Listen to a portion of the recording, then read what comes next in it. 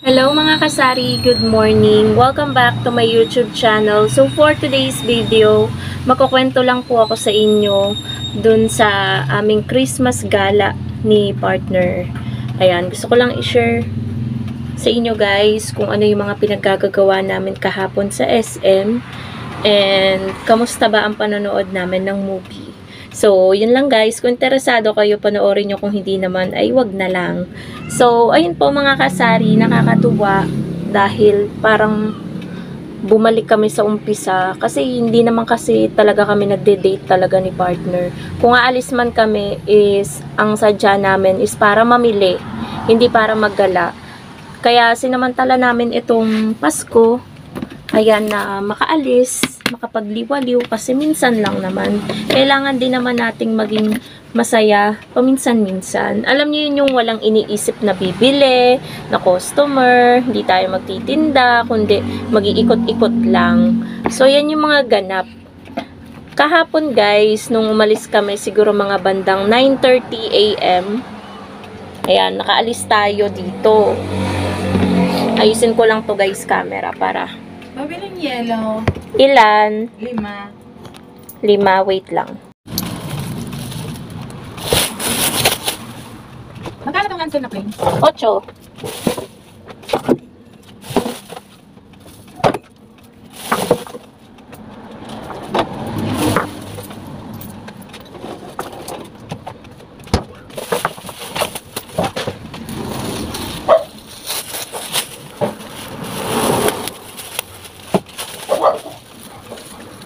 Isa-isa.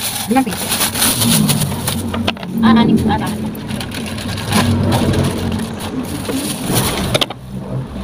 Okay na. Kakalito kasi yung pera eh.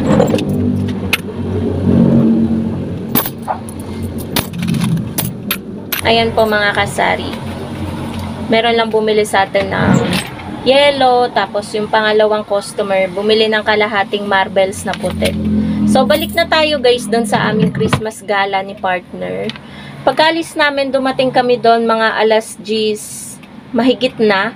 Nakita kasi namin nagpapasukan na yung mga tao sa SM. Ang open kasi ng SM is 10 AM.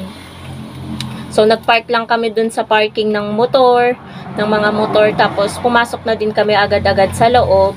And, ang una namin pinuntahan pagkapasok namin sa loob is yung dulo, dun sa cinema. Bumili muna kami ng ticket at i-insert ako guys dito ng video.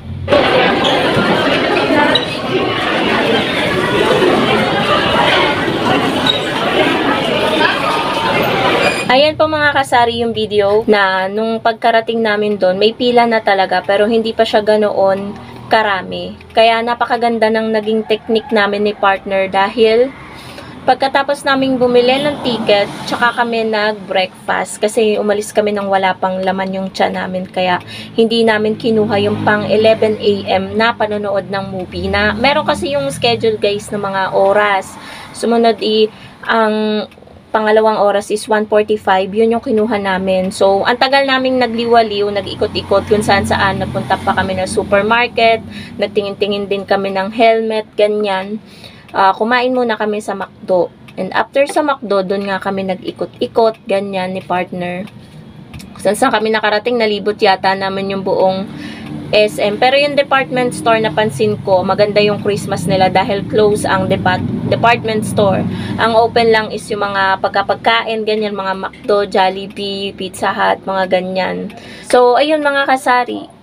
Pagkalibot-libot namin, nakabili pa nga si partner ng tsinelas. Bumili din kami ng tubig kasi mahal sa sinihan ng tubig.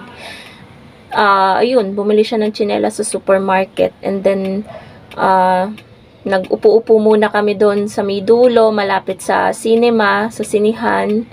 Tapos nasita kami ng guard. Ewan ko kung bakit bawal maupo doon. Meron din namang mga ibang nakaupo. So, hindi lang naman kami ang nasita, pati yung iba. So, tumayo kami, nag-ikot-ikot ulit. And, ayun, pumunta na kami sa cinema. Pala, may pila na doon. Pwede na palang pumasok ng maaga.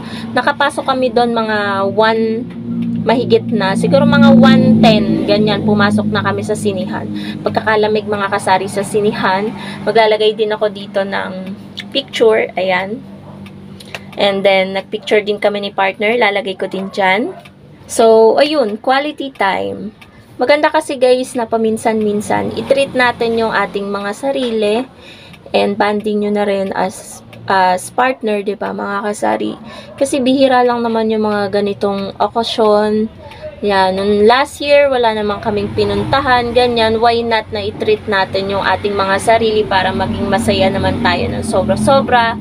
Then, yung cravings, di ba? Kahit simple lang yun. Tapos, ayun, bumili pala kami bago kami pumasok ng sinihan at bago kami umupo doon sa may sahig. May dumaan lang. Bago kami masita ng guard, nakabili na pala kami ng kettle corn, ng popcorn. Kasi mahal din doon eh. 130 ang popcorn. Tapos ikaw pa yung magkaalog-alog. Eh doon, bubuksan mo na lang, kakainin mo na lang. Hindi nga namin naubos. Tapos, after nun guys, nagpunta kami nung pag-uwi. Pagtapos ng feeling ko guys, sa sobrang iyak ako ng iyak dun sa movie na pinanood namin, which is yung Rewind. Magang-maga yung mata ko pagpasok. Talagang yung emosyon mo talaga. Hindi ka lalabas ng sinihan na hindi mo masasabing hindi ka umiyak. Ako hindi ako naniniwala kay partner na hindi siya naiyak kasi nung nagkukwento pa lang, nung nag-i-start pa lang, parang nagsimula ng pagkabata, nakakaiyak na siya. Lalo pa nung nasa pinaka-climax na nung movie, talagang sobra guys. Kahit yung iba nagtatawanan, ako naluluha. Ewan ko kung ba't yun. Ganun pa ako. Naiyak pa akong ganun. Siguro tinatawanan ako nung katabi ko sa kasi kanan katabi ko si partner, kaliwa may katabi akong babae. Pero napansin ko, iyak din siya ng iyak. Kaya, ayun, wala nang pakialamanan. So, ayun nga, pagkalabas, diretso uwi na kami ni partner. Nagpapabili pa nga yung kapatid ko, sobrang haba ng pila. Biglang dami ng tao nung mga hapon na. Kasi kami, maaga kami pumunta, kaya konti pa lang yung tao. Paglabas namin ng sinihan, grabe guys, sobra. Hindi mahulugang karayom sa dami ng tao. So, ayun. Hindi namin siya nabilhan ng McDo or nag-crave daw kasi siya sa Jollibee or McDo chicken. Talagang aabutin kami ng oras, gagabihin kami sa daan kasi pala si partner may balak na dumaan dun sa tita niya sa sementeryo. Yung kamamatay niya lang na tita, na love niyang tita. Parang second mom, parang second mother na niya, kumbaga, ganun.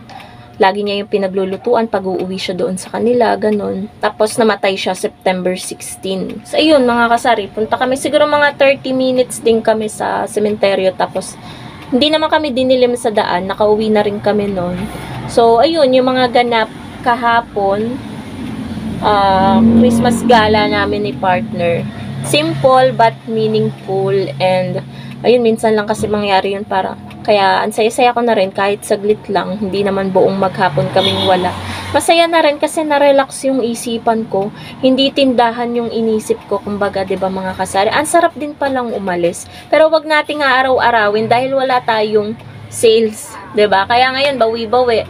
Alas 5 nag-open ako ng tindahan. Hanggang mamaya ulit yan. Parang normal days ulit. Tapos mag-New Year na. Ilang days na lang. Bagong taon na naman. 2024 na. So, kayod ulit tayo. Pagdating ulit ng Pasko ng 2024, ayun. Treat ulit natin yung sarili natin. Ganun lang naman ang buhay, guys. Maikli lang ang buhay. Kaya kailangan nating i-enjoy. Lahat ng gusto nating gawin natin. Kasi hindi natin alam kung kailan tayo kukunin ni Lord. 'Di ba? Meron nga diyan kahit walang sakit, bigla-bigla na lang na 'di ba? Alam niyo mga kasari, hindi natin alam kung kailan tayo kukunin ni Lord. Kaya ayun, parang na-absorb ko din yun dun sa pinanood kong movie. Kaya ayun, gumawa tayo ng mabuti sa kapwa natin, pamilya natin, 'di ba? Meron tayong mga nagagawa. Ito yung naging lesson dun sa movie. Meron tayong mga nagagawa sa mga partner natin na hindi natin alam kung gaano yung epekto natin sa kanila. Yung epekto ng ginagawa natin. Sila tahimik na lang, ganun. Parang, ayun, kapag nirewind mo, di mo alam kung kailan kukunin ni Lord. Talagang gusto mo talagang baguhin yung mga maling ginawa mo noon. Kaya yun yung naging lesson para sa akin ng movie na yun. Kaya ang ganda-ganda, guys. Parang ang sarap tuloy manood. First time ko lang kasi manood ng mga drama, iyakan. Kasi dati mga pinapanood ko yung Kinabayis Ganda, yung mga, tawanan lang ng tawanan, pang good vibes, ganun. Pero masarap din palang manood ng mga ganitong movie. So, yun lang mga kasari, yun lang yung Christmas gala namin ni partner. And masasabi ko, parang ito yung isa sa pinakamasayang alis namin. Kasi walang tindahan na iniisip. Although may iniisip kami ng mga alaga na naghihintay, syempre, bumili kami ng pang-uwi sa kanila para pang-bawi, 'di ba? Para happy naman yung mga alaga natin. So, yun lang mga kasari. Thank you so much for watching. Thank you so much sa pakikinig sa aking Christmas share sa inyo.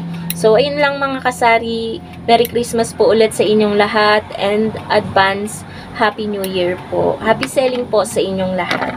Bye guys!